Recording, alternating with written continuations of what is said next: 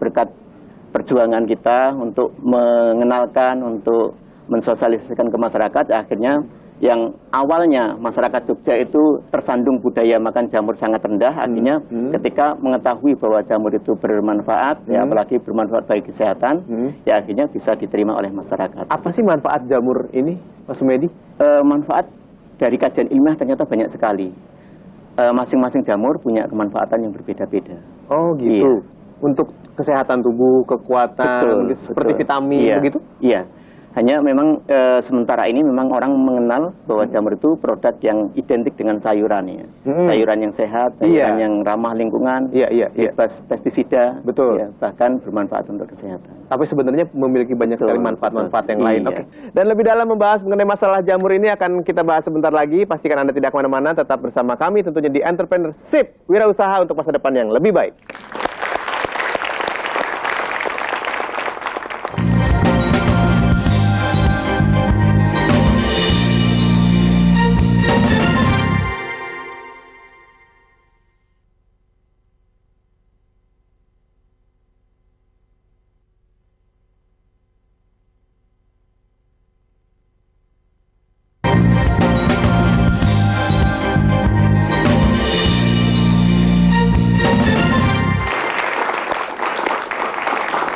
Terima kasih Anda masih terus bersama kami tentunya di Entrepreneurship, wirausaha untuk masa depan yang lebih baik. Bersama Pak Sumedi kali ini kita membahas mengenai teori produksi yang berhubungan dengan jamur. Ketika memproduksi ini, kesulitan-kesulitan awalnya apa Pak? Ya, kalau untuk memproduksi banyak sekali dari aspek teknologi. Dari aspek teknologi karena kita betul-betul masyarakat desa, petani ansih gitu ya. Itu tidak mengerti tentang bagaimana memproduksi jamur ini. Walaupun pada akhirnya kita menemukan ya cara yang jamur ini bisa kita kerjakan dengan cara sederhana, tidak memerlukan teknologi yang rumit gitu ya. Dan itu berawal dari pengalaman yang kita lalui, akhirnya kita bisa memproduksi jamur ini dengan secara sederhana. Begitu. Oke, kita kasih kesempatan dulu untuk bertanya ya, silakan. Ya. Mbak. Terima kasih, nama saya Mia dari Jakarta. Saya mau tanya, pertama kali Bapak mengapa memilih jamur sebagai budidaya dari sumber-sumber alam yang lain? Gitu. Terus kedua juga di tahun 94, bagaimana tantangan Bapak menghadapi SDM untuk membudidayakan jamur, karena di tahun 94 itu kan pasti orang lebih banyak menanam padi dan lain-lain ya Pak ya, sementara jamur belum ada seperti saat ini. Itu aja pertanyaan dari saya, terima kasih. Yuk kita berikan tepuk tangan untuk pertanyaannya ya. Silakan Pak Sumedi. Oke, baik, terima kasih Mbak. Jadi awalnya kita di Jogja ini mengembangkan jamur atau membudidayakan jamur itu juga awalnya tidak tahu apa-apa. Bahkan kita memproduksi ini untuk apa juga kita tidak tahu. Yang jelas awal yang kita kenal pasar jamur ini adalah pasar ekspor. Waktu itu dengan ROC Taiwan ya, pasar ekspor. Akhirnya masyarakat termasuk saya sendiri itu memproduksi itu ya hanya sebatas ini menghasilkan. Nah lambat laun ternyata setelah kita mengetahui bahwa jamur itu bermanfaat, akhirnya kita ketahui bahwa ada banyak alasan kita mengapa beragribisnis jamur. Di antaranya secara real itu ya kita beragribisnis jamur setelah kita mengalami uji coba budidaya, itu ternyata alam Indonesia cocok untuk agribisnis jamur sepanjang tahun. Musim penghujan, musim kemarau itu tidak ada masalah. Sebab budidaya jamur menggunakan ruangan ya, yang tidak memerlukan lahan luas. Kemudian agribisnis jamur itu kita masih pertahankan karena sampai sekarang produk budidaya jamur itu sederhana, tidak perlu lahan luas, kemudian ramah lingkungan, bebas pestisida, sehat dan menyehatkan. Bahkan jamur ini di alam Indonesia ini bahan bakunya tersedia secara luas ya. Ini terbukti ketika kita dihantam krisis 97-98, bahkan krisis yang kedua itu jamur istilahnya tidak terpengaruh sama sekali.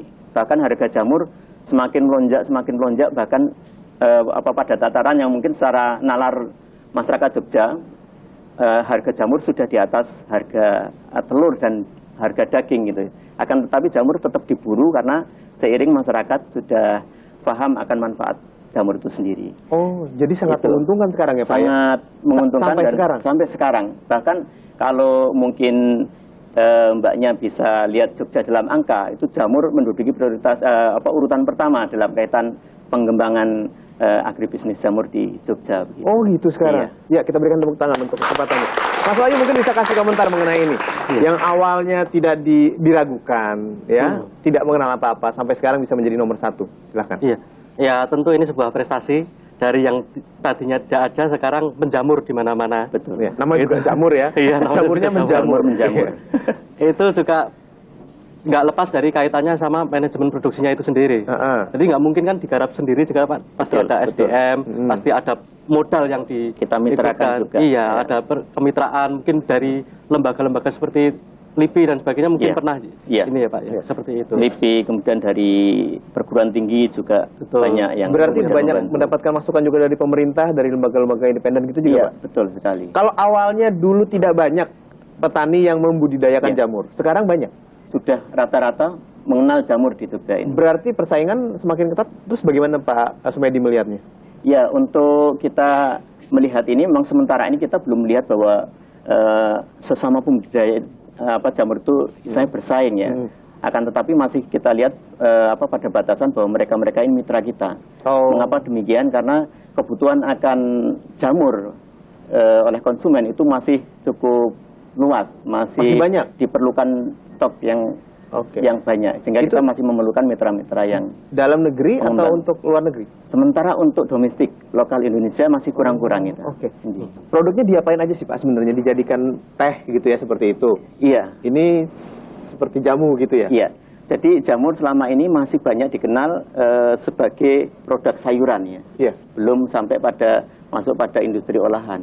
Sehingga kalau ke depan ini jamur masuk ke industri olahan, diproduksi oleh melalui pabrik-pabrik produksi olahan, saya kira kebutuhan akan daya serap jamur cukup besar lagi. Bicara itu kan kita juga sedang berbicara mengenai teori produksi ya, Pak Sumedi ya. Ada harapan untuk Pak Sumedi nanti ke depannya bukan cuma memproduksi jamurnya saja, tapi juga langsung sampai hasil akhirnya. Betul. Itu langkah-langkah kesananya bagaimana?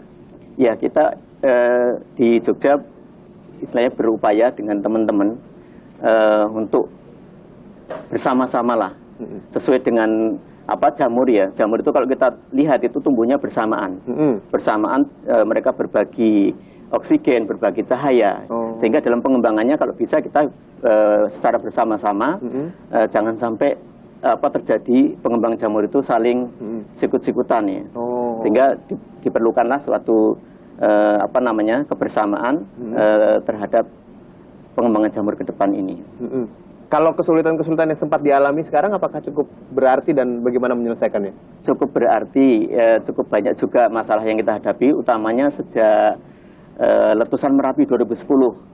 Sebab semua sentra produksi jamur ini adanya di atas, di lereng Merapi ya terbanyak. Nah, sejak 2010 kemarin itu memang boleh dikatakan kita stagnan selama 1 tahun karena lokasi juga harus kita benahi, kemudian permodalan kita dari awal lagi, kemudian manajemen produksi dan operasi juga harus kita mulai dari awal lagi. Akan tetapi alhamdulillah perjalanan 2012 kemarin pelaku-pelaku jamur sudah mulai menggeliat dan sekarang sudah mulai bangkit kembali. Oke, kita berikan tepuk tangan untuk kebangkitan dari budidaya jamur ini. Terakhir dari Mas Wahyu dulu, mungkin bisa diambil kesimpulan dari apa yang sudah dikatakan oleh Pak Sumedi, semangatnya, produksinya. Ya, intinya dari Pak Sumedi ini saya bisa melihat bahwa dari yang produk yang mungkin orang lihat itu nggak ada nilainya, kemudian mengalami proses produksi, kemudian ada packaging yang bagus seperti ini. Ini menjadikan satu nilai tambah yang ada nilai jualnya, kemudian yang lebih penting lagi bermanfaat bagi orang banyak. Itu yang paling penting. Pak Sumedi mungkin bisa kasih tips, kasih masukan untuk pemirsa yang sekarang ini sedang berusaha untuk menjadi seorang entrepreneur, memulai usaha, apalagi dari bidang-bidang usaha yang tidak diperkirakan akan sukses sebelumnya oleh orang banyak. Baik ya. Jadi untuk memulai usaha itu yang penting kita berani bermimpi, berani berpikir besar, akan tetapi harus siap melakukan hal sifatnya kecil dan action lakukan. Ya, itulah cara kita untuk bisa berhasil dalam sebuah usaha. Baik, kita berikan tepuk tangan untuk 2 orang tamu kita. Bermimpi besar, tapi dimulai dari hal kecil, dan yang paling penting adalah lakukan usahanya semaksimal mungkin untuk mendapatkan hasil yang terbaik. Saya Hilbram Dunar, kita bertemu lagi pada kesempatan yang lain, tentunya di Entrepreneurship, Wirausaha untuk Masa Depan yang Lebih Baik, yang dipersembahkan oleh Kementerian Koperasi dan Usaha Kecil dan Menengah Republik Indonesia. Terima kasih, Pak.